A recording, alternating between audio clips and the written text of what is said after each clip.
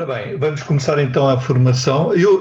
Aquilo que eu costumo fazer nestas formações de preparação para exame, eu foco essencialmente toda a atenção à parte técnica, ou seja, tudo o que é regulamento. Penso que é mais fácil cada um ver e ler o regulamento. Eventualmente posso indicar alguns pontos importantes do regulamento, mas eu gostaria de facto que estas ações fossem só sobre a parte técnica, propriamente as questões técnicas, principalmente quando estamos a falar de preparação para exame para classe 1, para a categoria 1, porque obviamente neste momento há essencialmente perguntas técnicas já mais avançadas. Penso que estou, enfim, juntamente com pessoas que provavelmente têm algum conhecimento já, têm bastante experiência, eventualmente estão a só reciclar a informação que tinham, querem só atualizar e estar novamente mais atualizados com a informação atual.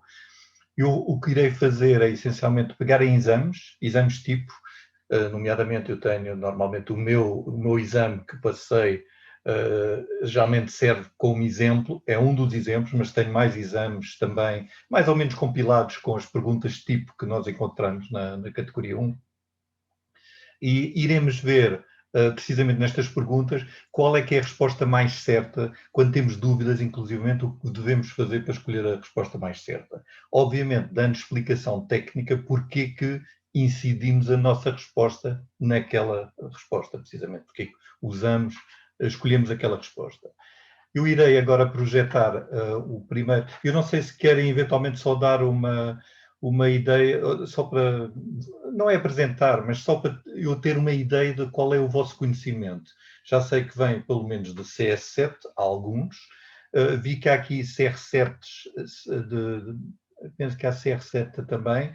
Acredito que seja alguém que quer atualizar para os novos indicativos, que já foi provavelmente radioamador, CT, qualquer coisa, e que neste momento quer atualizar o indicativo, eventualmente. Eu não sei, de uma forma geral, estão relativamente à vontade. Eu estarei disponível, em todo caso, durante o período todo que estaremos aqui, para responder a qualquer pergunta sobre aquilo que nós estamos a ver aqui. Inclusivamente irei falar mais alongadamente sobre as perguntas para saber precisamente porquê que escolhemos aquelas opções. Okay? Eu não sei, somos muitos, se calhar eu vou deixar para mais tarde esta questão, eventualmente quando estiverem a intervir, eventualmente dizem qual é a vossa dúvida, o vosso conhecimento, o que é que pretendem fazer, etc. Muito rapidamente, muito sumariamente. Portanto, vamos deixar isto durante a sessão. Neste momento, vamos então ver o tal exame. Eu vou partilhar o meu ecrã. Tenho aqui um primeiro ecrã. Eu vou aqui, dê-me só um minuto. É este aqui. Penso que já estão a ver. Exame de radioamador para classe 1. Ainda não. Tens que selecionar a câmera. Estamos-te a ver a ti. Ainda não. Tens que compartilhar a tela. Já percebi. Ok, aí está. Eu sou um bocado maçarico aqui na utilização do Zoom, atenção.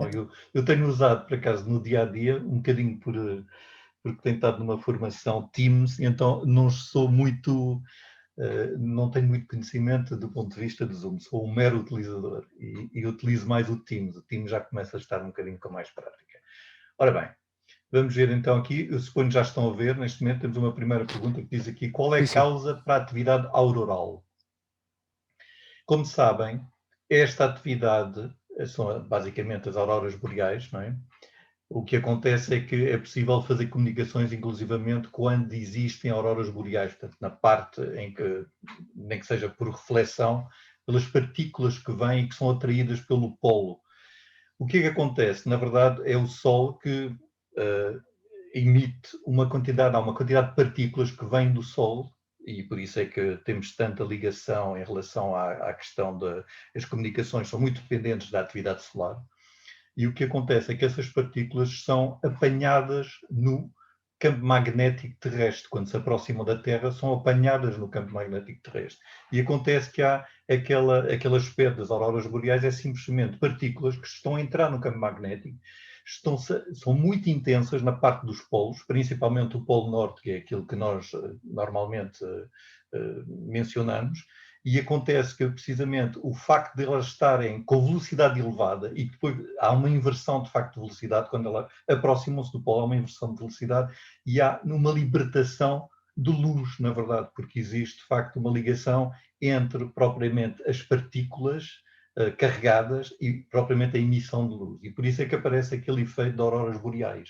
No fim de contas, são N partículas que estão a chegar ali e, de facto, na sua travagem, na sua inversão, inclusivamente, de sentido, acaba por emitir luz. Essa particularidade permite, inclusivamente, fazer comunicações, utilizar esse efeito para comunicar, de facto, usando precisamente essas partículas. Aqui, nesta resposta, o que é que nós iríamos pôr, o que é que seria o ideal? Obviamente, reflexão no vento solar não é, porque estão a dizer qual é a causa da atividade auroral. Portanto, não é, de facto, reflexão no vento solar. O nível reduzido de manchas solares, quer dizer, não faz sentido. Se há, de facto, atividade auroral, quanto mais auroras boreais houver, mais partículas existem que estão a chegar, há cada vez mais partículas que vêm, de facto, do lado do Sol. E, nesse caso, então, não podemos dizer nível reduzido de manchas solares, não faz sentido, é precisamente o contrário.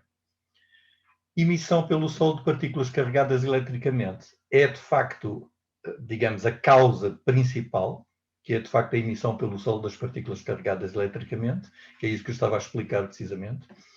A chuva de meteoros concentrada em latitudes setentrionais não será porque, reparem, existe de facto esta atividade, verifica-se de facto de forma constante, principalmente quando há uma grande atividade solar e quando há, por exemplo, de vez em quando também injeção de massa mesmo de partículas em grande quantidade pelo Sol. E então aí conseguimos ter até, inclusivamente, por vezes, blackouts, inclusivamente comunicações, de tal forma a modificação do campo magnético, da ionização da atmosfera faz com que há, de facto, um bloqueio total depois das comunicações.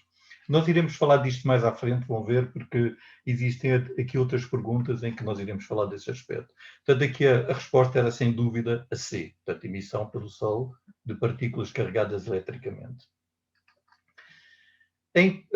Interrompam-me assim que tiverem dúvida. Em que consiste o índice de fluxo solar? Já devem ter reparado que, por exemplo,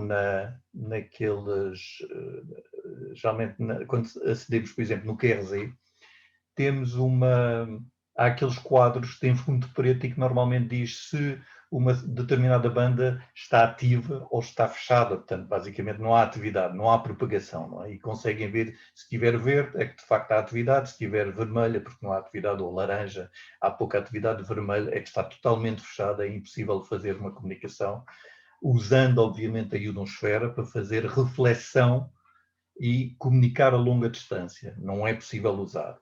Noutras bandas, nós iremos ver, inclusivamente, se abordaremos este assunto numa pergunta mais à frente, que existem certas camadas da ionosfera que, inclusivamente, podem bloquear totalmente as comunicações, nomeadamente a camada D, durante o dia, por exemplo, que bloqueia totalmente as comunicações de muito baixa frequência, ou seja, estamos a falar do início do espectro da HF, basicamente, até aos 10 megaciclos, portanto, tudo o que é 10 megaciclos para baixo, praticamente, nós deixamos de conseguir comunicar, são necessárias potências enormes e muito provavelmente não conseguimos comunicar nessas frequências durante o dia, que é onde temos a presença do Sol e um máximo de atividade, apesar de estar eventualmente não num pico do ciclo solar, acabamos por ter de facto uma grande atenuação dos sinais e por isso é que nas frequências mais baixas, estamos a falar dos 80 metros, dos 160 metros, durante o dia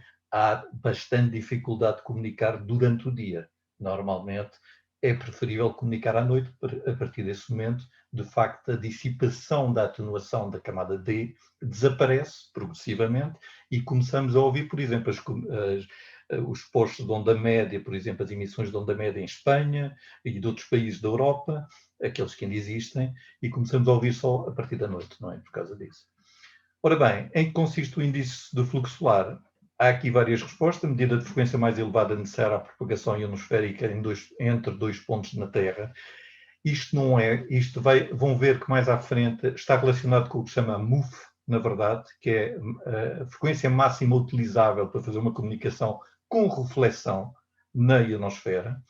Isto porque a partir de uma certa frequência ou a partir de um certo ângulo de elevação, as ondas, em vez de ser refletidas para a Terra, novamente, na verdade são perdidas para o espaço, porque de facto não há reflexão. Ou porque a camada é demasiada, tem pouca intensidade de cargas de eletrões e de ionização, e acaba por ser como se fosse uma camada bastante transparente, ou porque não há, de facto, atividade solar suficiente, portanto, é isso que normalmente causa este tipo de situações, ou porque simplesmente nós estamos a emitir a onda num sentido muito vertical e que faz com que não seja possível haver, de facto, reflexão. Acaba por ser uma emissão na vertical e atravessa, de facto, a camada e perde-se no espaço. E claro que estações distantes não nos recebem, o nosso sinal não chega lá. Ora bem, aqui em relação à resposta B, temos número de manchas solares ajustadas às emissões solares. Pronto, isto diretamente não tem de facto a ver com isto, com esta parte, número de manchas solares. É evidente que quanto mais número de manchas solares, melhor será a propagação dentro da HF com reflexão. No caso do C, outro nome pelo qual é conhecido o número de manchas solares americano. Não é verdade. Portanto, isto normalmente, o número solar, eu suponho que o número de manchas solares americano, ele chama o que é o SSN, ou seja, Sunspot Numbers. É os Sunspot Numbers, que geralmente aparece como SSN, precisamente naquele site onde nós vemos precisamente no QRZ aquele quadro ou aquela imagem que tem de facto um fundo escuro com as várias bandas que estão ativas ou não ativas. Aqui, na verdade, a resposta é esta. Eu penso que não será difícil, em todo caso, lembrarem-se que a medida de atividade solar na faixa dos 2.8 GHz é, de facto, a forma como se consegue ter o tal índice de fluxo solar, porque detectou-se que nesta faixa de frequência há de facto uma relação muito direta com a atividade solar e por isso é que é analisado nesta faixa de 2.8 GHz. Okay? Em relação à parte a pergunta seguinte, temos em que medida é que o horizonte radial path VHF-UHF excede a linha do horizonte geométrico? Ora bem, como sabem, as emissões em VHF e UHF estão muito dependentes de reflexões, geralmente são emissões, se não houver nenhuma outra particularidade, são emissões em linha reta.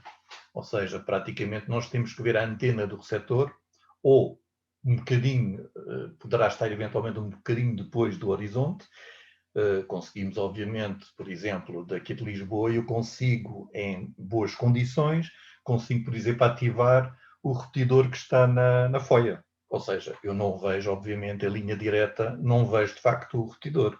No entanto, consigo ultrapassar um bocado o horizonte.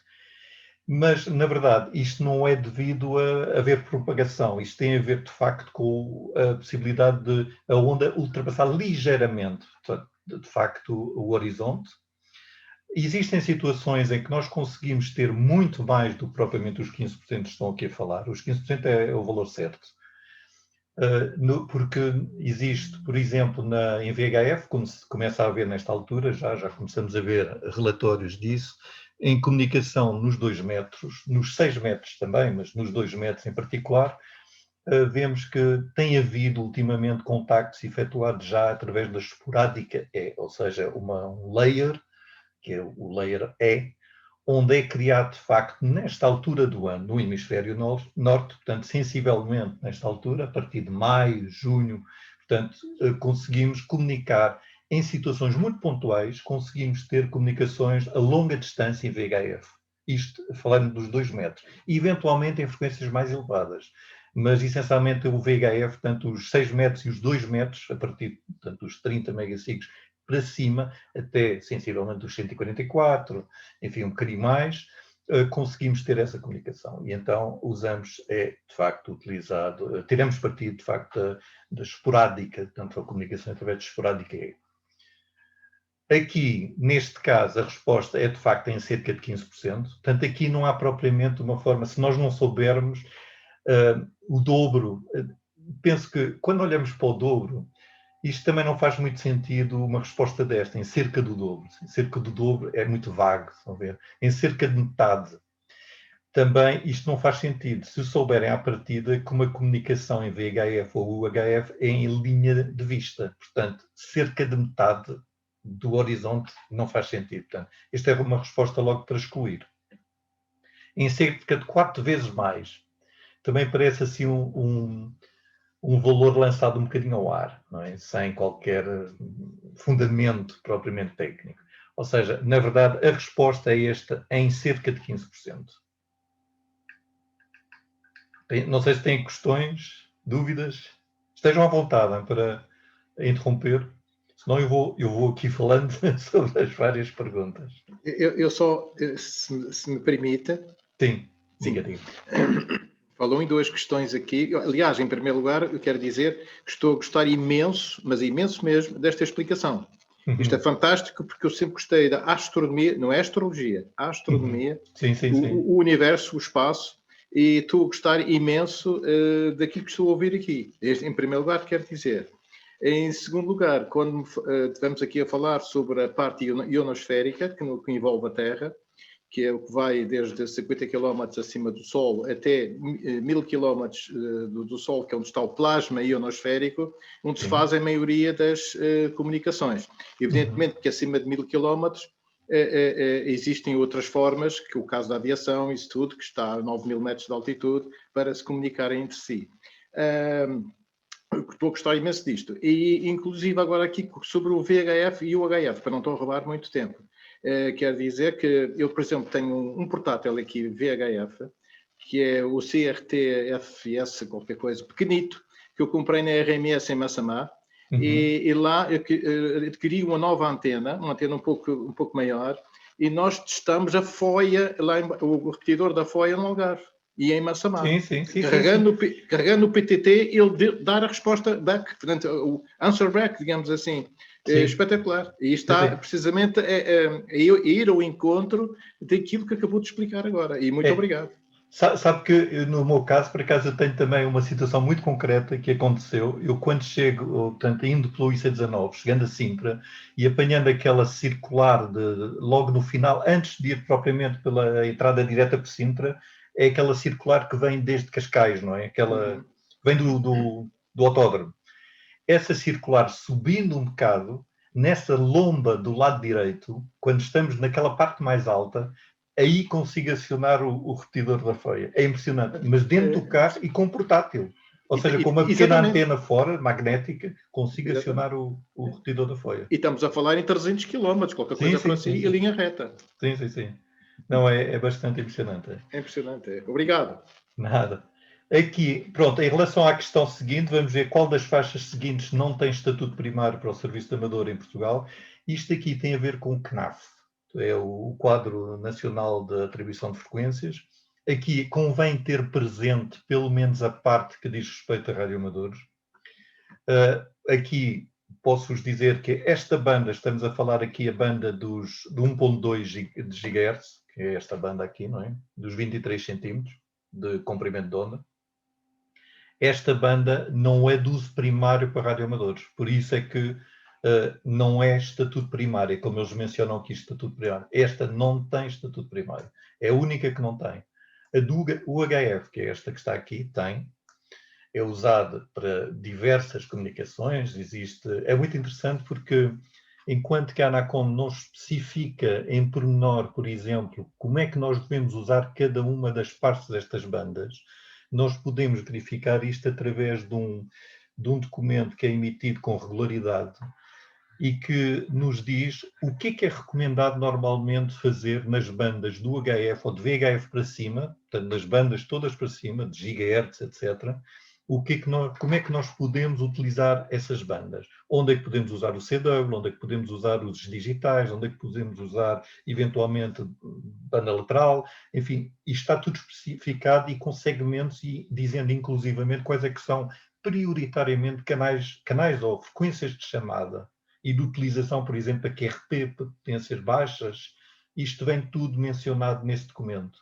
Este documento é público, normalmente, eu penso que até circula muitas vezes, eu penso que até o Carlos Nora, normalmente através da REP, recebe e divulga esse documento. Há um documento para VHF e há um documento de tudo o que é HF também. Portanto, todas as bandas para baixo, que também é muito interessante, porque nós apercebemos aí, quando estamos a ver essa estrutura das bandas, que existe de facto muitos segmentos definidos e muitos segmentos recomendados de utilização, da forma como se deve utilizar. No CNAF, nós não temos esse pormenor, porque no CNAF eles dizem simplesmente tudo isto é amador ou amador por satélite. Não se especificam pormenor. Mas é óbvio que é importante nós termos uma certa... de fazer isto de forma consciente e não começar a comunicar com digitais, por exemplo, num sítio onde normalmente faz comunicação, por exemplo, de SSB, não é? De banda lateral. Quer dizer, não faz sentido. E aí estamos a interferir automaticamente. Posso? Sim, sim. Esta não é aquela que todos os anos é pedida uma autorização especial à Anacom para os amadores poderem usar esta faixa? O 1240? Sim. Não, o 1240 pode-se usar, é de amador, mas não é primário. Ou seja, okay. Se nós tivermos uma emissão naquela faixa, se houver uma emissão e nós queremos transmitir, nós temos que parar. Temos que deixar o outro serviço utilizar a banda. Nós não é prioritário em relação ao uso de amador, já percebi. Sim. Portanto, nesta é a única banda que nós não podemos mesmo, não é a nossa, nós não somos prioritários. Portanto, temos que parar a emissão logo. Agosto, posso lhe dar só uma dica sobre isso do CNAF e daquilo que estás a referir? Sim, claro. Ok, pronto. O que o João Fragoso está-se a referir, aquilo onde está as frequências e o que é que se pode fazer em determinadas faixas de frequências, é o plano de bandas. O Decreto-Lei 53 de 2009 diz que nós temos que seguir o CNAF e que temos seguir as recomendações do plano de bandas da IARU, ok? Aí o plano de bandas da IARU é que vai dizer, seguindo com atenção o CNAF, que o CNAF e o plano de bandas da IARU não é bem igual para todos os países, neste caso Portugal, faz com que tenhamos de ter essa atenção. Em relação à frequência de pedir autorização anual, é o 2.4 GHz, ok? E os 5 MHz. Também temos que pedir autorização anualmente. É isso mesmo. O 2.4 é o do satélite, neste momento o utilizado no satélite QO100, e os 5 MHz, que é os 60 metros, que é uma banda militar, preferencialmente militar. Cá em Portugal é a Força Aérea e acho que há outra entidade que utiliza isso, e temos que pedir autorização, estamos autorizados para determinadas frequências, ok? Anexo 6, procurares anexo 6, tem lá isso tudo. Senão vais ver o CNAF todo Portugal inteiro. Eu vou mostrar aqui, porque eu tenho aqui precisamente o CNAF, não é? Estão a ver, a parte principal do CNAF tem aqui todas as faixas. Estamos a falar aqui, por exemplo, de 129 kHz até 130 kHz. Portanto, ele tem tudo. E depois há aqui uns sítios onde nós temos precisamente a frequência de amador. Aqui, estão a ver? Os 3.500 até 3.800, amador, fixo, móvel, mas não tem pormenor, não tem um detalhe. E então temos que ir ao anexo. Eu penso que o anexo até vem aqui neste caso, ele até vem neste documento no final. Estão a ver? É aqui. Aqui temos as faixas todas do espectro de amador, onde temos a potência máxima que podemos usar e a categoria correspondente. Estão a ver? Categoria 1, ou A, antiga a B, a 2 ou a C. Portanto, estão a ver aqui neste caso. E aqui onde tem um S, quer dizer que é secundário, onde tem um P, quer dizer que é primário, a nossa utilização. Por isso estão a ver que existe aqui algumas faixas onde nós temos que pedir autorização, por exemplo. Há certas faixas que temos que pedir, nomeadamente, por exemplo, mesmo nos 160 metros, para realizar, por exemplo, participar em concursos, a REP normalmente, todos os anos, renova esse pedido à Anacom, para termos, de facto, a possibilidade de participar em todos os concursos que dizem respeito aos 160 metros. Porque nós, à partida, não podemos usar isto de qualquer maneira, estão a ver? Portanto, isto é um dos aspectos. Aqui, por exemplo, se formos aqui mais à frente, vamos ver precisamente esta faixa que eu estava a dizer, Estão a ver aqui o 1.2 a 1.260, portanto esta parte é tudo secundário. Se virem estas três aqui, que estão aqui, não consigo selecionar, estes três está tudo secundário para radioamadores. Portanto, nós não podemos de facto usar, quer dizer, não temos prioridade. E com potências, e repare-se que com potências francamente mais baixas, não é? E mais baixas, sim. Aqui o 2.3 e o 2.4, ele aparece aqui como secundário e, de facto, isto é uma faixa que é usada para estas... Isto foi um bocado uma utilização, porque esta faixa é muito especial também. Esta faixa diz respeito mais ou menos à frequência dos micro-ondas que temos em casa.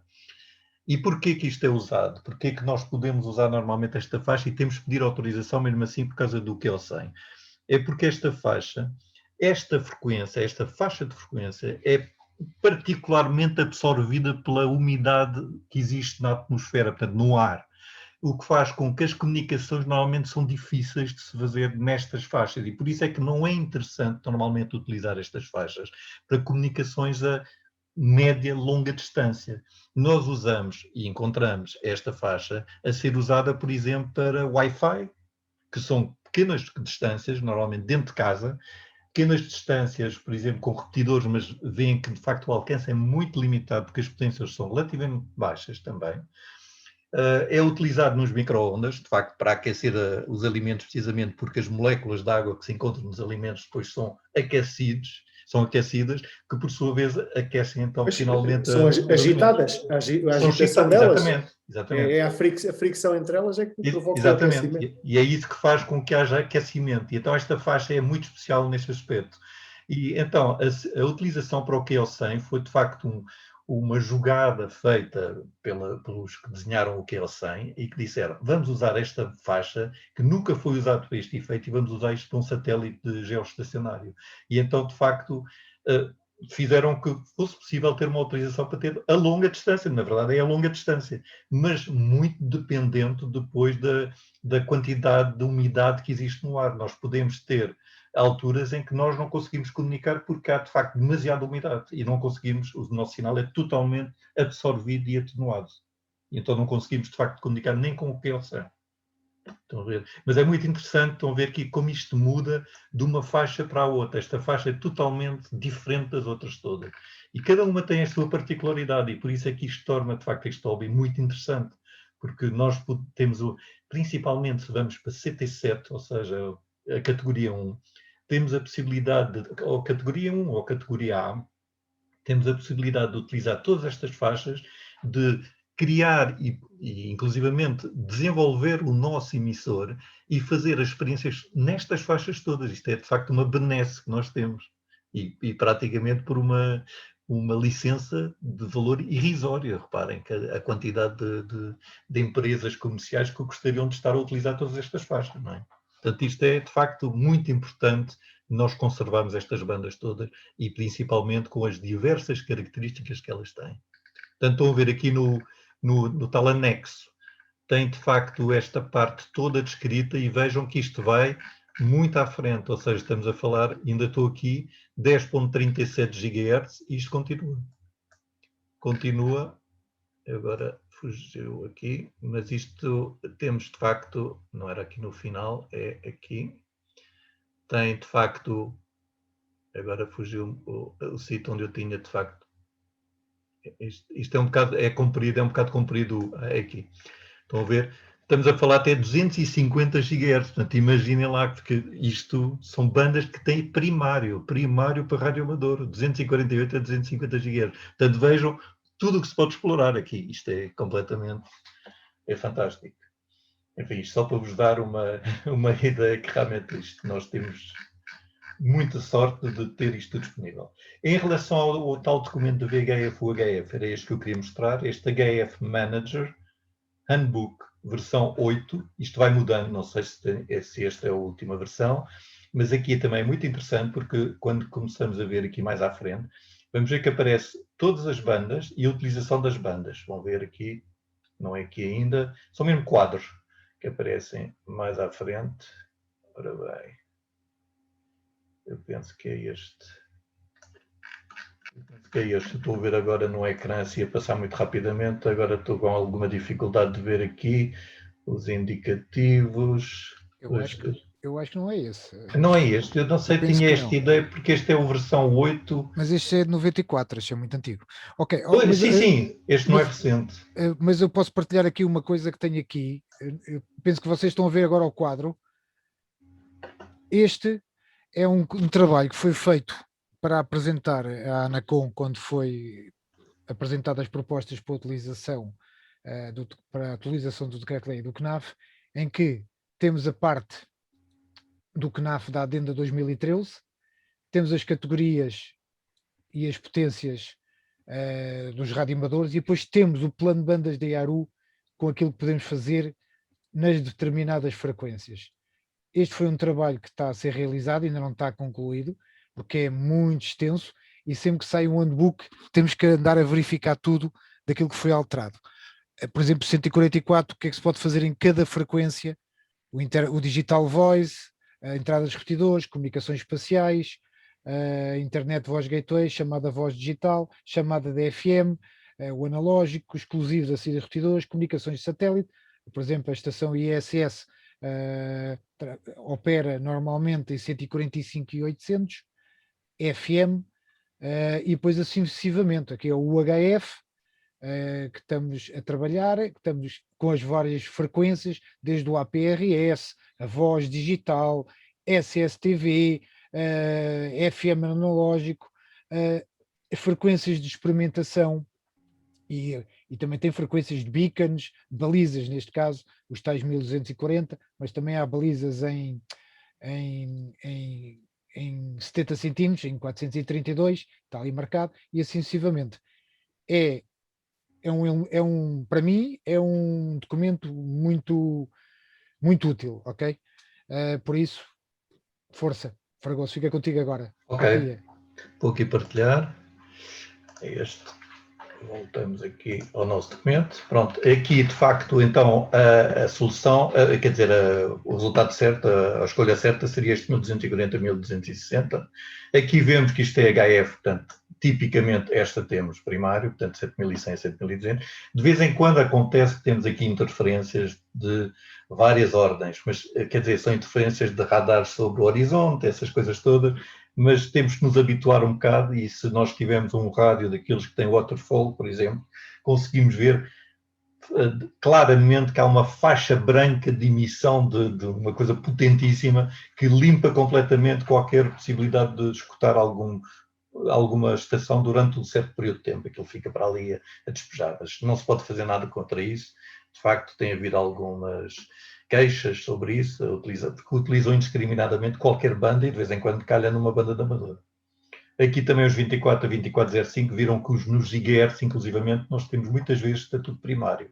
Portanto, é normal termos esta faixa também. Portanto, geralmente nos gigahertz é sempre primário.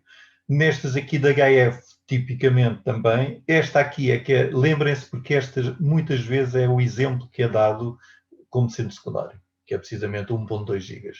Que é uma banda que já esteve, não sei se estará ainda, mas estava em risco de se perder, esta banda. Enfim, vamos avançar então para a pergunta seguinte. Esta é uma pergunta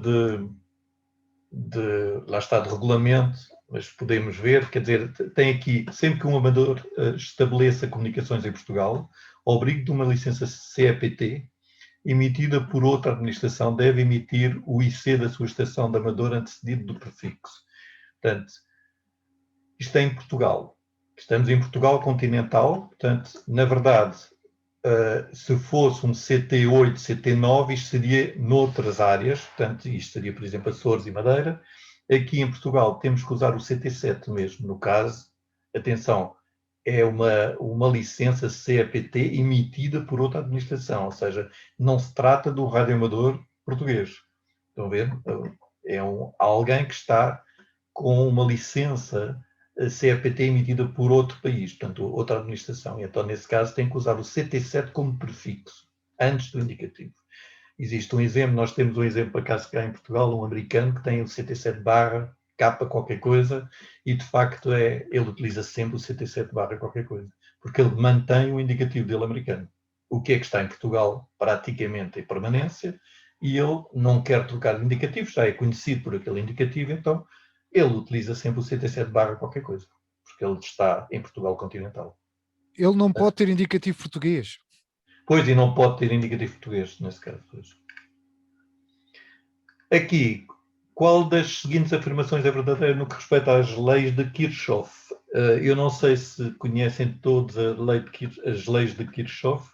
Portanto, são as leis que definem as relações entre correntes e tensões, eventualmente, em circuitos elétricos. Normalmente existem duas leis. Normalmente existem efetivamente duas leis, que é a lei dos nós e a lei das malhas. A das malhas é precisamente aquela que nos permite relacionar as tensões com as correntes que passam por esses ramos, ou essas malhas. E os nós, a lei dos nós é muito simples. Qualquer soma algébrica de correntes que chega a um nó, ou seja, uma ligação entre vários fios, é zero. Portanto, a soma das correntes é zero, porque as correntes que chegam, por exemplo, têm sentido inverso, ou seja, estão afetadas do sinal menos em relação às que saem, ou vice-versa. E então, de facto, acabamos por ter toda a corrente que entra, sai do outro lado, não fica nenhuma corrente. Portanto, a corrente do nó é zero, a corrente que está, de facto, no nó. Então, existem duas leis, portanto, é esta. Esta é que é a resposta correta. Existem 3 leis, não é verdade, são só 2, portanto, logo à partida temos que excluir esta resposta. Existem 2 leis, a lei das redes e das fontes, não é verdade, apesar de existirem nas malhas fontes de tensão, não se chama lei das fontes e nem lei das redes. Também é vulgar a lei das malhas chamarem a lei das tensões.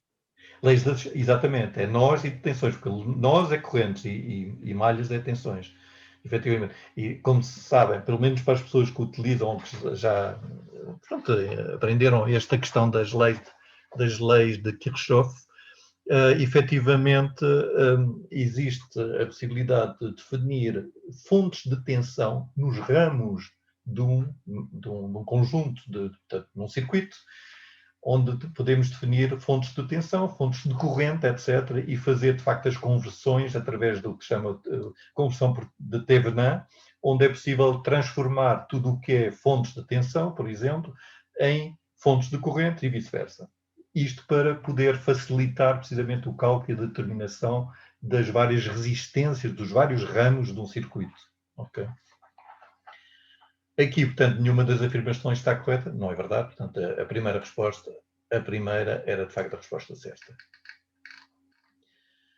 Se um frequencímetro com precisão de mais ou menos 1 ppm registar, portanto, e estamos a falar de 146.520.000 Hz, qual seria o máximo de diferença entre a frequência real medida e a leitura respectiva? Bom, quando vem normalmente o ppm aqui nesta questão da precisão, isto são parts per million, portanto é uma parte no milhão.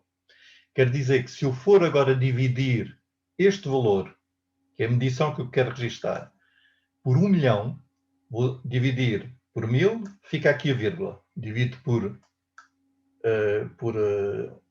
1 milhão, fica aqui a vírgula. Portanto, fica 146,52 Hz. Portanto, a resposta é esta que está aqui, estão a ver?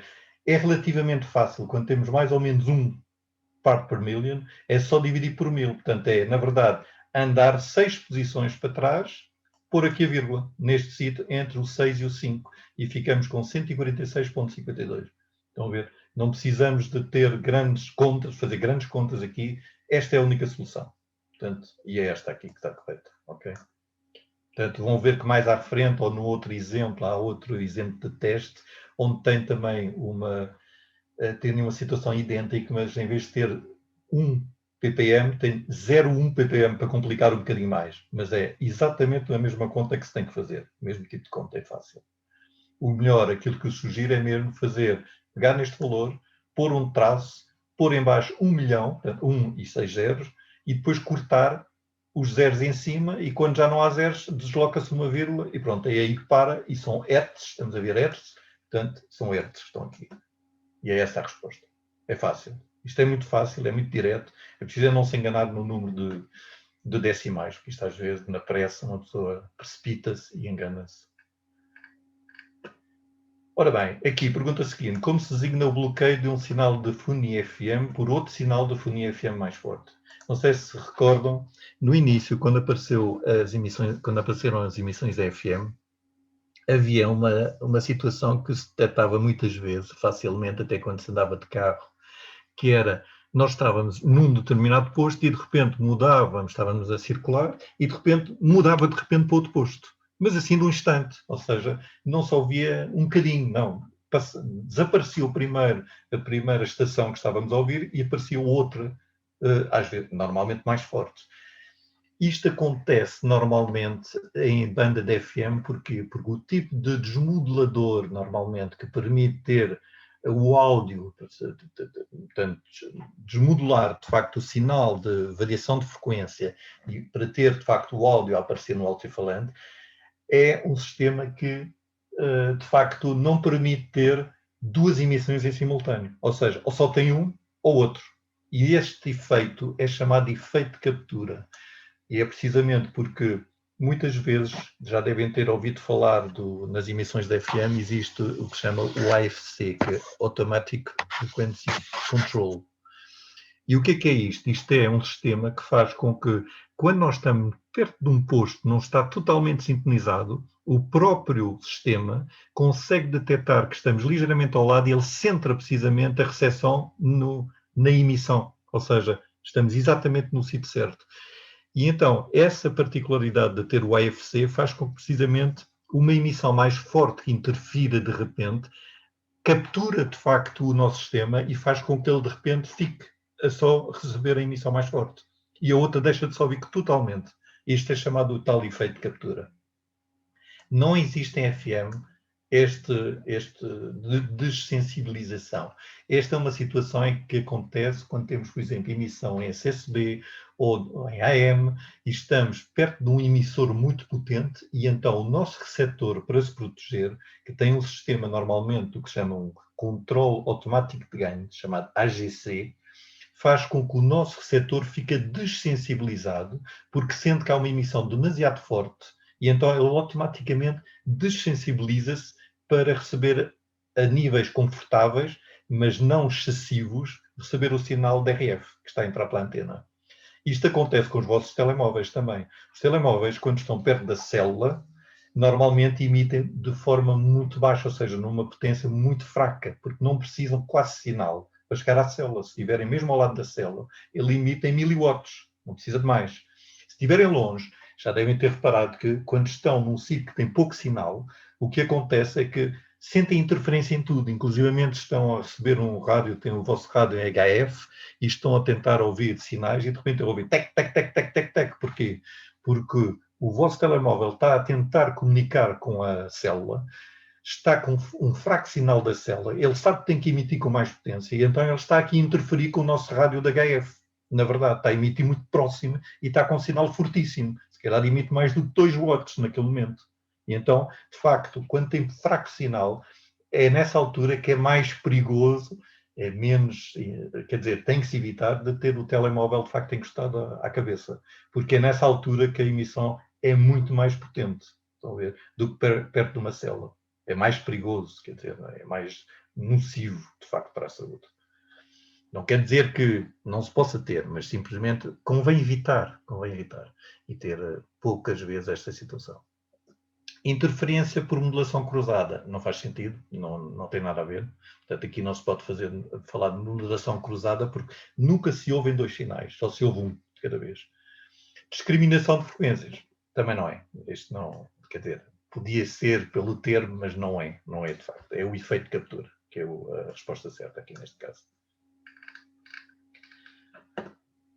No padrão de radiação da antena da figura, qual é a largura aproximada do feixe a 3 dB? Conseguem ver bem aqui que tem aqui uns números, não é? Tem aqui ângulos, aqui à volta. Isto é um diagrama de radiação tipicamente de uma antena vista na horizontal. Isto é, portanto, ver mesmo na direção horizontal, ou seja, eu estou por cima da antena e vejo que ele emite mais para a direita, para o sentido da direita, que neste caso. Portanto, tem aqui 0 graus, 180 graus do outro lado, estão a ver? E o que é que nós queremos saber aqui? Queremos saber a 3 dB. Se virem, há aqui, nestas linhas, estas circunferências estão aqui, tem ali o menos 3, menos 6, menos 12, menos 24. Portanto, 3 dB, temos que olhar mais ou menos para esta linha, dos menos 3, temos que ver onde é que coincide com, precisamente, o diagrama de radiação da antena, e vemos que é mais ou menos aqui neste sítio. Conseguem ver aqui o meu cursor? Conseguem? Bom, estão a ver aqui o cursor? Sim, Conseguem sim. ver esta cruzinha Sim. aqui? Sim. Aqui neste ponto, se virem, é sensivelmente aquilo que estão a dizer. Portanto, será os tais 50 graus. Porquê? Porque de 0 para 30 graus, que é este que está aqui, ali é 60, aqui é 30. Aqui será sensivelmente 25, estão a ver aqui nesta direção. Aqui em baixo, mesma coisa, menos 25. Portanto, de 25 a menos 25 são 50. Portanto, 50 graus é, de facto, a largura do feixe na horizontal da minha antena. Estão a ver, olhando para este diagrama. Normalmente este diagrama é dado pelo construtor da antena. É evidente que este diagrama é um diagrama teórico, porque em situações em que tem telhados, pode haver uma superfície metálica, por exemplo, de forma a este diagrama de radiação, pode haver a presença de paredes, por exemplo, pode ser que há uma árvore, por exemplo, há um prédio um bocadinho mais à frente, na faixa em que nós utilizamos a nossa antena, pode haver eventualmente interferência se for, por exemplo, numa banda muito baixa e estamos a uma distância relativamente próxima, acaba por ter influência de facto dessa distância, ou seja, vai de facto distorcer isto completamente. Portanto, isto é tudo teórico, isto é em laboratório, é uma situação em que temos uma situação ideal, é a antena sem mais nada à volta, e temos então este diagrama de radiação.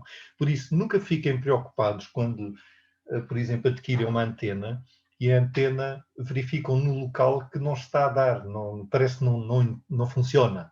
Não é bem isso. Na verdade, o que se passa é que não se consegue ver, as ondas não se conseguem ver, mas, na verdade, o local, se calhar, não é o mais adequado para instalar aquela antena. Há, se calhar, antenas que são melhores para aquele tipo de local. Isto, eu acredito que qualquer antena que é colocada no mercado, desde que seja de uma marca conceituada, qualquer antena é boa à partida. Todos os testes que fazem em laboratórios, com certeza que não vão vender algo que não funcione. Por isso, todas elas funcionam. O problema é o local às vezes não é o adequado. Então, às vezes temos de testar outro tipo de antena. Ou de fio, ou uma antena dipolo, ou uma antena, sei lá, uma direcional, uma Yagi, etc. Portanto, isto depende um bocadinho e temos que conhecer minimamente que influência que tem todos os objetos circundantes à antena, no sítio da localização da antena. Portanto, isto é muito importante. Aqui temos vários ângulos, 75, 25, 30, estão a ver, portanto, este seria 50, seria o certo. Portanto, isto é mais ou menos a olho, estão a ver que isto não há aqui nada a dizer 50 aqui ou menos 25, mais 25. Isto temos que olhar e ver aqui a interseção desta circunferência com a curva precisamente da antena. E obviamente que quando estamos a falar o padrão de radiação da antena da figura, a largura do feixe é para a direita, não nos interessa para a esquerda. Para a esquerda é para trás. Aqui são lóbulos laterais que, na verdade, não deviam existir.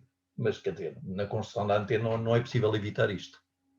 Não se esqueçam em eletrónica e em telecomunicações, todas estas medições e estes aspectos que apresentam aqui, mesmo as fórmulas, muitas vezes, de eletrónica, são teóricas. Ou seja, um condensador nunca é um condensador perfeito. O condensador tem sempre falhas. Um condensador tem perdas, tem uma indutância. Curiosamente, o condensador não é só uma capacitância, tem indutância também. O simples facto de ter lá um fio de ligação, nem que seja dos terminais, tem indutância. Portanto, na verdade, um simples condensador parece muito inofensivo e parece ser um condensador que é um dispositivo mais ou menos linear que vai, de facto, deixando passar frequências cada vez mais elevadas, na verdade. O que acontece é que, na realidade, não é bem isso. Na realidade, ele tem uma frequência na verdade, de ressonância. a partir, numa frequência se calhar muito elevada, mas vemos um pico como se fosse um circuito oscilante LC, na verdade, um simples condensador. Portanto, temos de ter isso em atenção normalmente quando utilizamos componentes. Eles, à partida, teoricamente, são componentes puros, ou seja, uma resistência é só resistência, não tem componente reativa. No caso de um condensador, é só um condensador. De uma forma geral, nós simplificamos e pensamos assim, mas na realidade isto não acontece. Aqui, neste caso, o que determina a razão de potência de pico envolvente é em relação à potência média num sinal de fonia em banda lateral única. Reparem, um sinal de banda lateral única, agora para explicar aqui, eu vou passar aqui só para poderem ver, aqui muito rapidamente. Isto o tempo voa, estou a ver. Eu se calhar também falo demais. Deixem-me só... Estas perguntas depois no final podem-nos... eu estou a tirar alguns apontamentos, mas dava-me uma ajudona se... Eu penso que esta tem inclusivamente, é capaz de haver já na REP, mas eu posso, claro que sim, podem ter estas perguntas e respostas, não há problema nenhum. Ok, mas, na REP, no site da REP, elas não estão, é preciso um password para aceder a elas, não é direto acesso aos sócios. Se calhar está aqui a pessoa certa também para solicitar isso mesmo. É isso mesmo, é solicitar por e-mail o acesso. Ok, Carlos.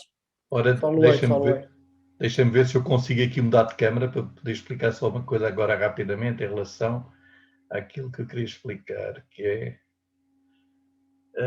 sobre a questão da SSB. Portanto, vou aqui passar para a outra câmara. Vamos ver se conseguem ver. Espera aí, agora tenho que partilhar. Não, já devia estar, não é? Já está. Já está. Agora já estou a ver a minha mão. Ora bem, o que eu quero dizer com isto é que... João, só um momento. Para as pessoas verem em estado maior, põe exibição do orador. Penso eu que seja assim. Para ver em grande o ecrã do João Fragoso. Penso que seja assim, senão vão ver em pequenininho. Isto não está bem assim. Tem que ser um ecrã maior, não é? É, mas as pessoas carregam 2 vezes no teu ecrã e fica maior. Ok. Então, se puderem fazer isso... Não sei se entenderam aquilo que eu disse. Então, tem que clicar 2 vezes no vosso ecrã, aqui no ecrã onde eu tenho esta projeção, aqui com a caneta, e fica com o ecrã maior no vosso lado. Estão a conseguir? Já conseguimos. Ok, pronto. Isto era só para explicar muito sumariamente que quando temos aqui uma emissão, eu penso que se consegue ver bem assim. Isto está ao contrário. Está ao contrário. Bem, não faz mal, não tem importância. A tua câmera faz a inversão. Pois, não, eu vou fazer assim. Pronto, eu desenho ao contrário. Quando tem aqui, imagina por exemplo que isto é frequência, isto é amplitude do sinal, vamos por assim, um A, aqui é F, não é? Aqui, basicamente, se temos uma emissão em AM, o que nós temos é algo parecido com isto, na verdade. Temos a frequência de emissão que está aqui neste ponto e depois temos, de facto, uma modulação de amplitude aqui.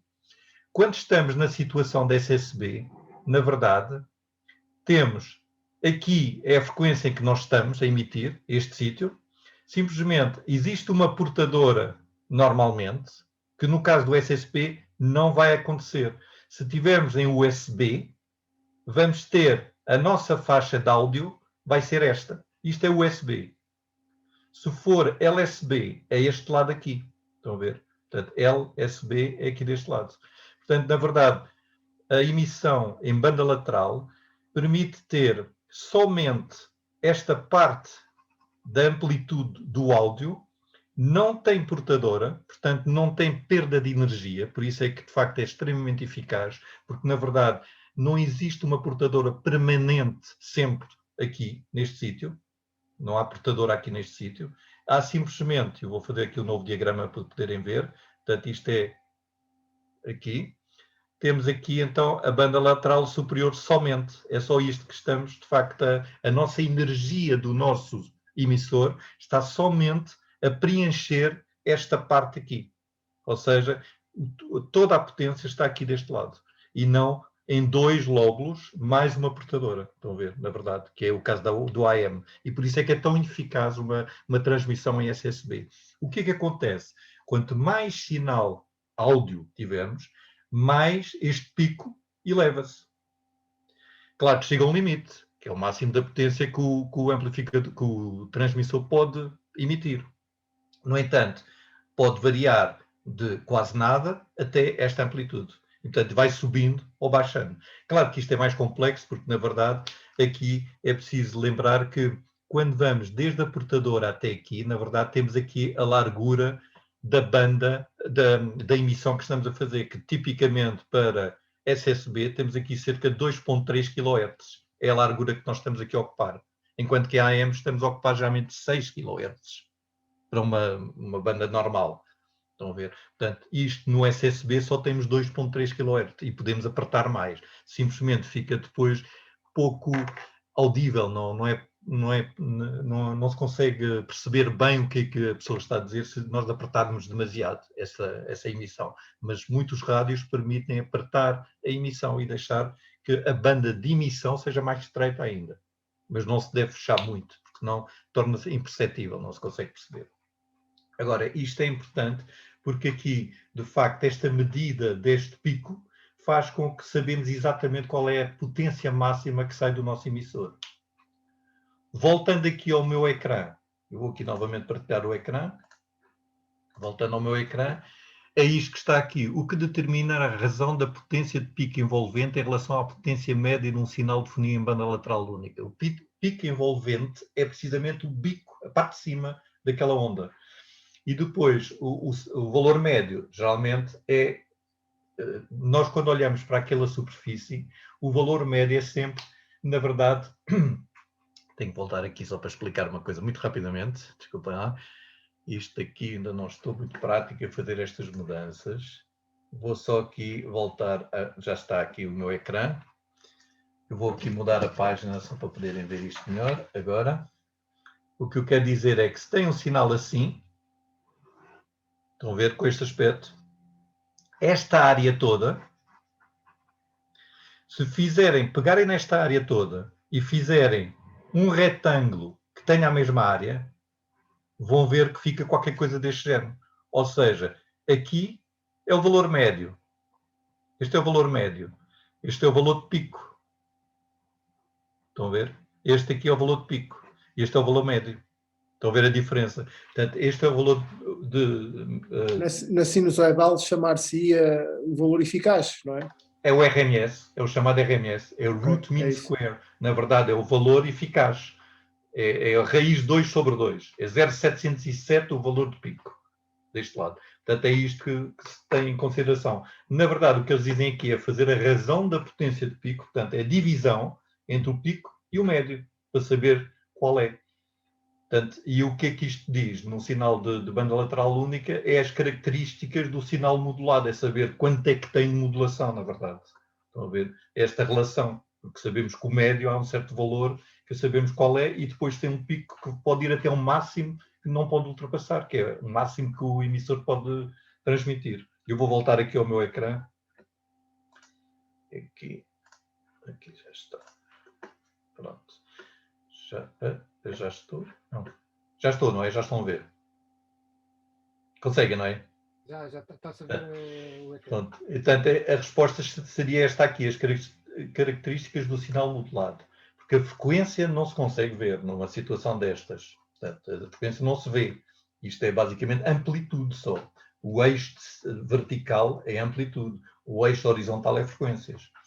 O grau de supressão de portadora, não é isto que se vê em relação ao pico de envolvente. Aliás, porque quando numa emissão de banda lateral única não existe uma portadora. A portadora pode existir em comunicação de banda lateral com portadora reduzida. Existem emissões, não se utiliza normalmente nos radioamadores, mas existem emissões em banda lateral com portadora reduzida. O que é que permite fazer? Permite fazer, por exemplo, uma sincronização automática na recepção para não ficar o som da voz muito agudo ou muito grave, estão a ver, fora da sintonia.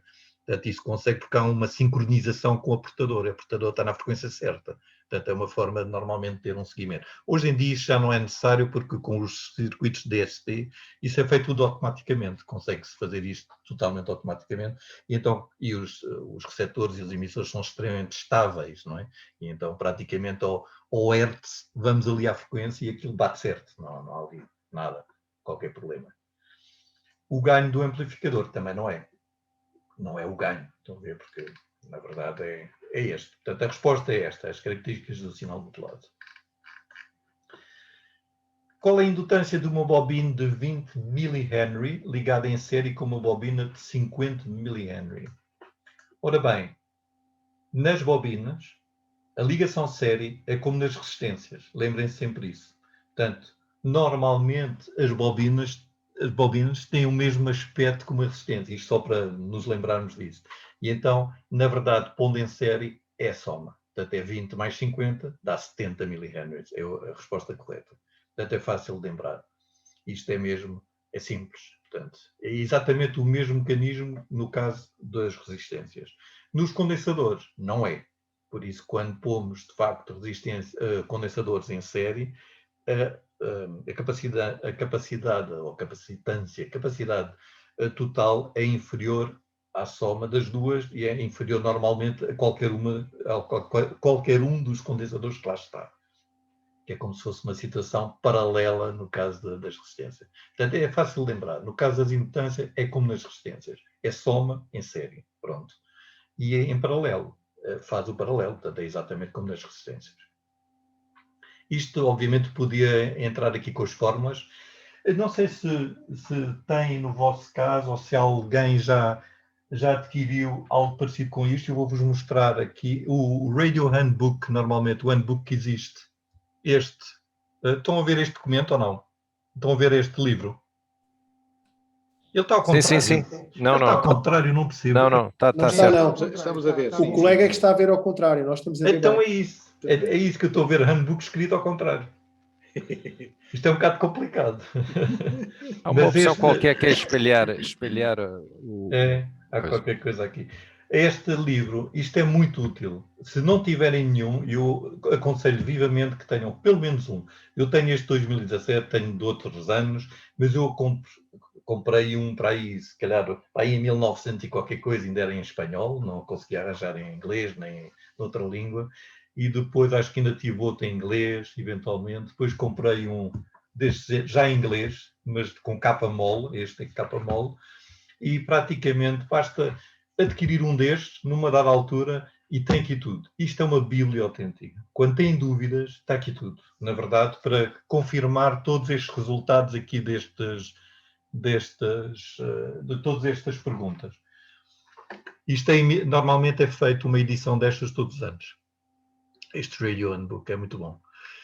E é sempre atualizado com as últimas novidades. Portanto, isto vai melhorando, há certas partes que são comuns, obviamente, tudo o que é resistências, condensadores, tudo isso é comum, mas há mais uns pormenores, principalmente na parte das faixas, dos modos de emissão, etc. Ora bem, eu não sei se estão a ver, é agora o teste novamente. Estamos a ver as duas coisas. Na tua imagem está o papel e na partilha da tela está o documento, o teste. Ok, e não fica muito pequeno? Não. O quê? O teste? Não, está também grande. Ok, pronto. Então vou deixar assim. Ora bem, então aqui, eu estou a ouvir muito no fundo, não sei porquê, mas deve estar mais longe. Tenho o microfone para cima da cabeça. Já percebi, também. Eu pensei que fosse um defeito aqui do meu computador. Ora bem, vamos continuar. Numa comunicação, senti-me ofendido pelas palavras que me foram dirigidas por um colega amador. O que é mais correto fazer? Bom, isto, de uma forma geral, nunca se deve entrar em conflito. Portanto, queixar-se ao ICP ANACOM é o maior disparate que há a fazer, não se deve fazer. Queixar a uma força policial, mesma coisa. Não ligar, também não se deve fazer isto. De facto, numa futura comunicação em que esse colega intervenha, falar sobre o ocorrido num tom cordial, no sentido de que situações semelhantes não voltem a acontecer.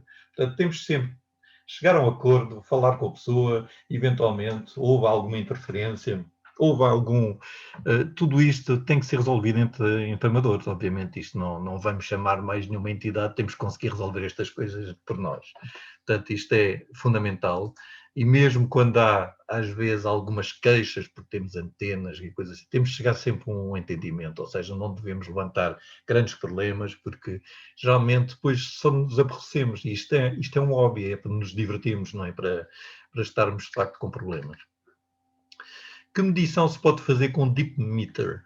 Eu não sei se conhecem o Deep Meter. O Deep Meter era muito usado antigamente nos rádios a válvulas, em dada altura. Hoje em dia há aparelhos muito mais sofisticados, obviamente. Era, de facto, um circuito sintonizado que tinha depois um pequeno medidor e tinha um pequeno amplificador, às vezes um pequeno transistor lá dentro, que fazia, de facto, a amplificação do sinal recebido. E então, o que é que, na verdade, não era só recebido, porque nós conseguíamos, através daquilo, ele emitia eventualmente um sinal e via qual era a resposta dessa emissão, por exemplo, quando nós aproximávamos perto de um circuito sintonizado num receptor. Isto para quê? Ou de um emissor? Era para ver se o circuito sintonizado estava corretamente sintonizado, na frequência certa. E então conseguíamos ver nitidamente um vale no sítio em que havia ressonância. Estávamos de facto no sítio da sintonia correta. Ou seja, o Deep Meter tipicamente tinha uma escala, como se fosse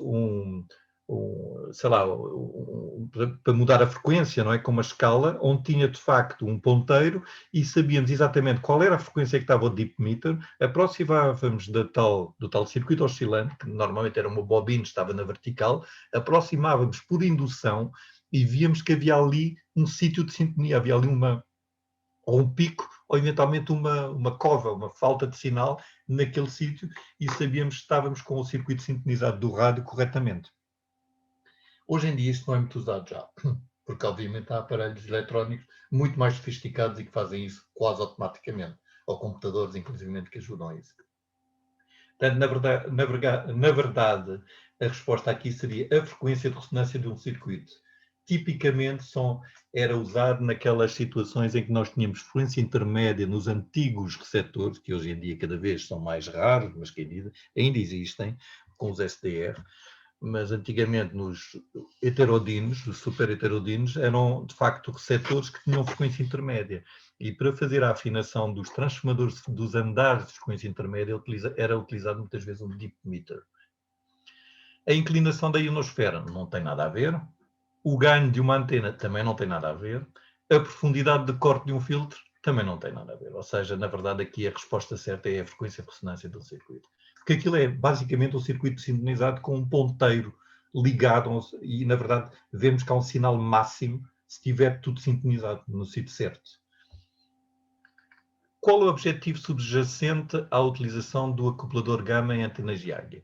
Não sei se já repararam, nas antenas Yagi, muitas vezes, isto até apercebemos mais facilmente, porque estão mais próximas as antenas de VHF ou UHF, assim, para frequências mais elevadas, porque são antenas que muitas vezes temos perto de nós ou eventualmente até seguramos na mão, porque são pequenas, que é um adaptador entre um cabo coaxial que normalmente vem de 50 ohms e temos que ligar uma antena do tipo Yagi.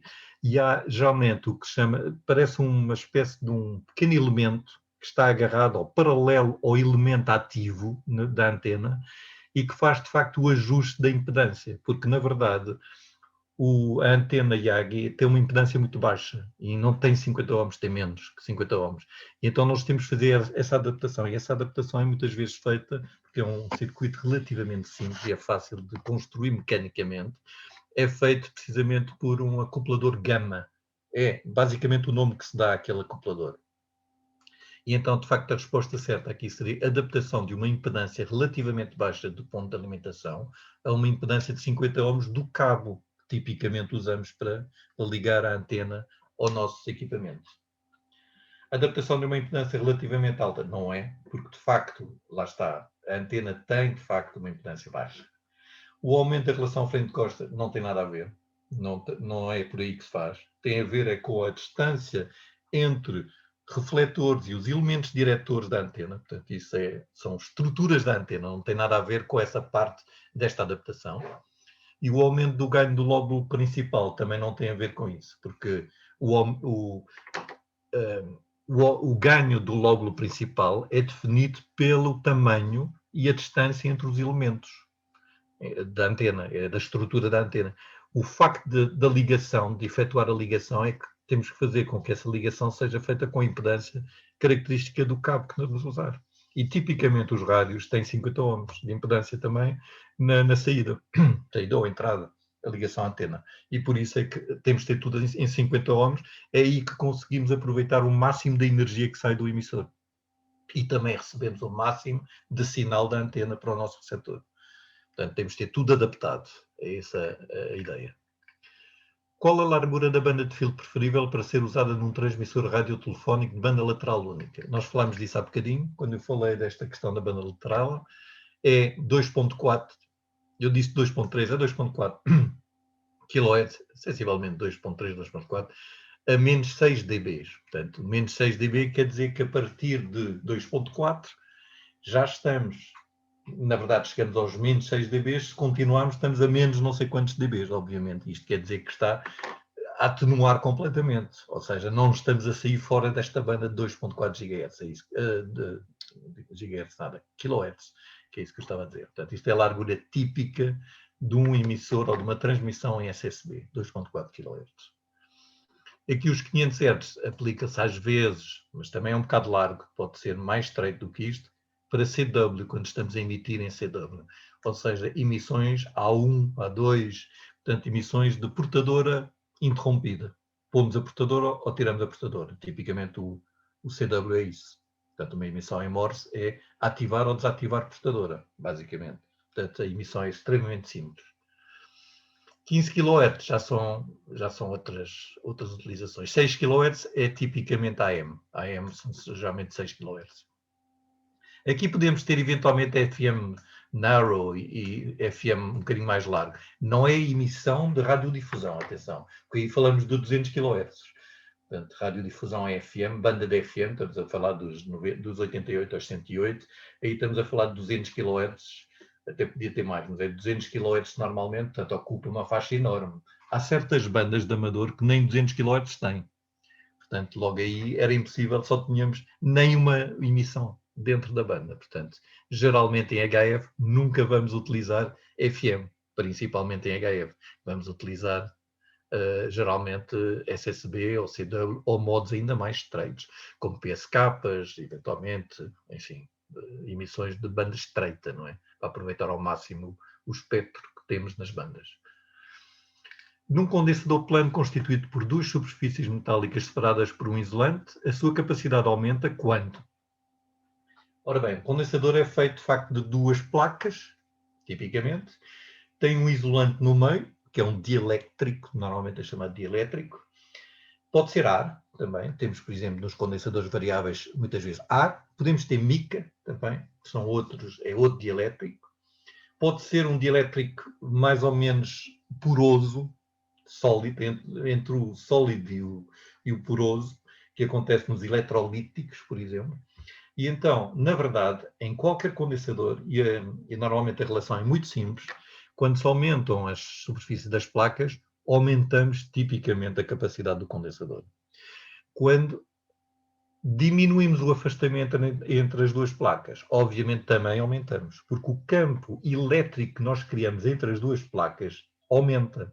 E então conseguimos ter, de facto, maior capacidade do condensador.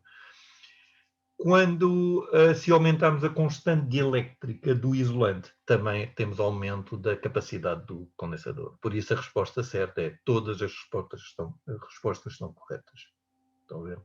Portanto, isto é típico, ou seja, por isso é que nós, quando temos um condensador variável, por exemplo, que tem placas, armaduras, muitas vezes é chamada armaduras, são aquelas placas móveis que entram dentro de outras placas fixas. Quando estão na parte fixa, se não inseridas na parte fixa, a capacidade é máxima do condensador variável. Quando estão fora, a capacidade é mínima. E então temos condensadores, por exemplo, que têm entre 12 picofarads, que é quando está completamente fora, até cerca de 560, por exemplo, picofarads, quando totalmente as armaduras estão todas lá dentro. Sem tocar, não podem tocar. obviamente. Isto é tipicamente a utilização das propriedades de um campo elétrico entre duas placas metálicas carregadas. É isto que é um condensador. Portanto, aqui só temos campo elétrico, na verdade. Estamos quase a acabar o tempo. Isto é terrível que o tempo passa e voa. Quais são os efeitos da blindagem sobre os campos elétricos e sobre os campos magnéticos? Pronto, aqui podemos ter eventualmente alguma dúvida. O que é que nós vemos? Para que é que servem normalmente as blindagens? Muitas vezes é para evitar que saem sinais ou passam fora dessa blindagem, nomeadamente, ou campos magnéticos, até dos campos, a mesma coisa. Imagina, por exemplo, o micro-ondas. Se o micro-ondas não tivesse aquele vidro com uma rede metálica que existe por trás, que são, na verdade é uma rede, é uma placa de metal muito fininha, que tem uma série de furos, que permite ver a transparência do vidro, o que está a aquecer, nós estaríamos sempre a ser irradiados pelas radiofrequências do micro-ondas ao ver o nosso prato a aquecer. E ficaríamos, de facto, provavelmente com o sangue a borbulhar, ou eventualmente sentiríamos uma sensação de quente, de aquecimento, por estar lá próximo. Estávamos, de facto, a ser irradiados. Isso evita-se isso com a blindagem. E num micro-ondas há blindagem em todo lado. Toda a volta é tudo metálico. E depois tem na parte da frente também uma rede que tem buracos mais pequenos do que o comprimento de onda do próprio micro-ondas. Estamos a falar, lembram-se, dos 2.4 GHz. 2.4 GHz é muito pequeno o comprimento de onda, são milímetros. E por isso é que aquela rede tem que ter buraquinhos muito pequenos, para não haver, de facto, nenhum sinal a sair. É evidente, se tivesse um aparelho relativamente sensível a detectar qual era a presença de RF naquela frequência fora da porta do micro-ondas em funcionamento, iriam com certeza detectar uma quantidade ínfima, mas ela está lá, ela existe. Portanto, não se deve encostar a mão nem estar próximo do vidro quando está a funcionar o micro-ondas. Porque aí tem um efeito nocivo mesmo, porque, de facto, afeta-nos. Nós temos muito líquido, somos 70% líquido, o nosso corpo, portanto, tem que se ter muito cuidado. Aqui, de facto, a solução é reflexão e absorção.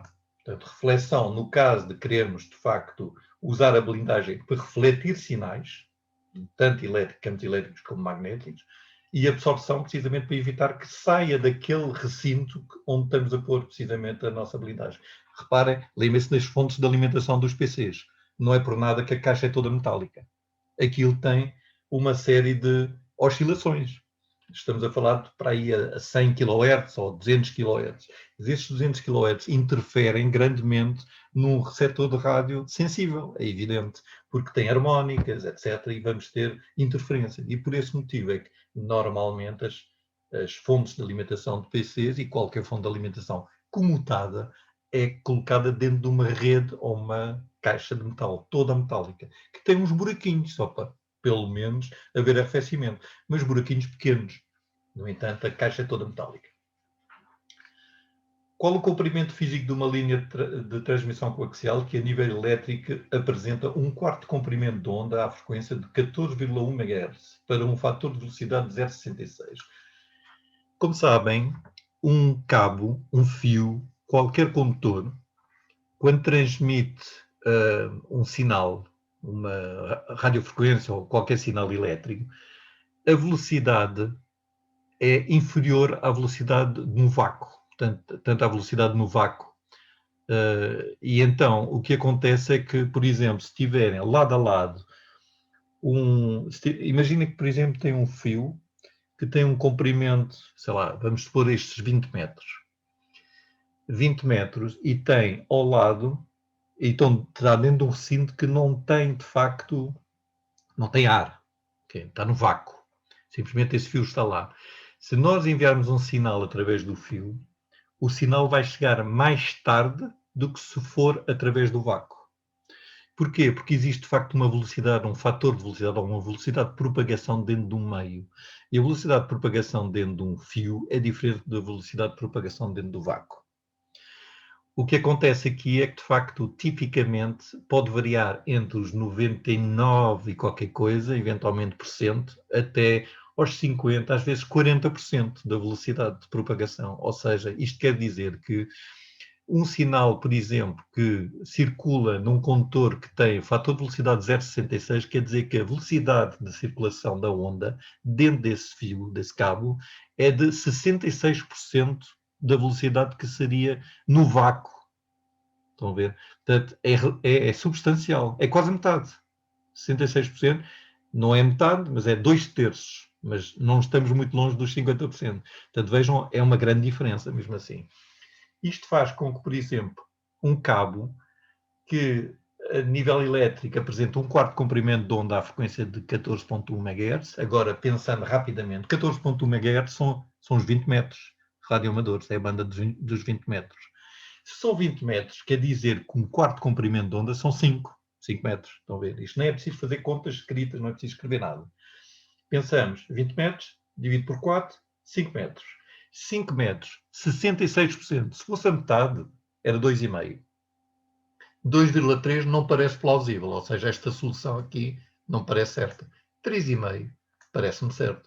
Ou seja, um bocadinho acima do que seria 1/4. Ou seja, na verdade, é acima dos 2,5, mas é inferior a 5 metros. Portanto, 3,5 para ser 66% parece-me correto. Estão a ver? Portanto, isto era por palpite que íamos lá. Nem era preciso fazer conta.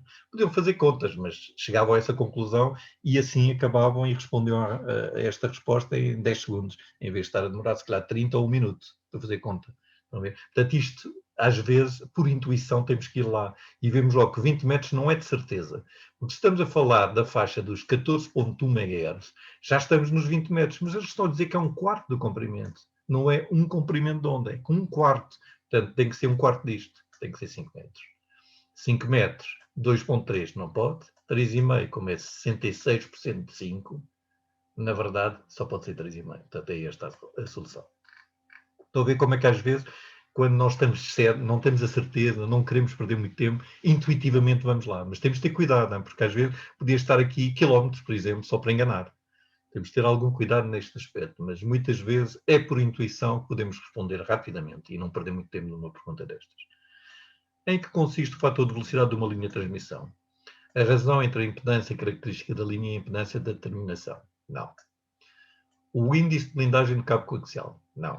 Nós falámos precisamente do fator de velocidade, mas vamos ver já à frente. A velocidade de onda da linha de transmissão multiplicada pela velocidade da luz no vácuo, multiplicada não é de certeza.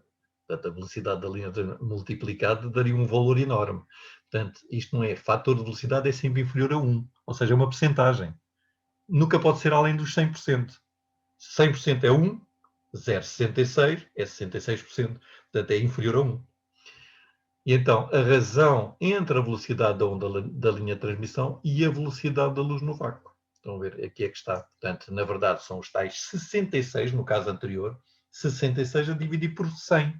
100 é 1, no caso da luz no vácuo. Portanto, 66 sobre 100 dá 66%. Estão a ver? Portanto, é esta a última. Está certo.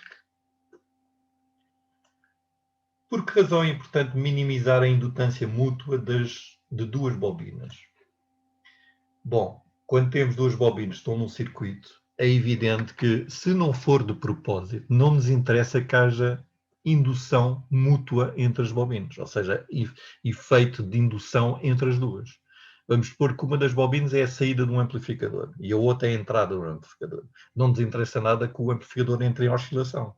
Por isso, nós não queremos realimentação através de indutância mútua. E nesse caso, então, o que nós devemos fazer é reduzir precisamente ou eliminar o acoplamento indesejado. Portanto, é a resposta B que é a resposta certa. Não iríamos fazer isto para aumentar a transferência de energia entre os dois circuitos. Nem para reduzir as emissões conduzidas, não faz sentido, este conduzidos não é nada, para aumentar a frequência de ressonância própria das duas bobinas.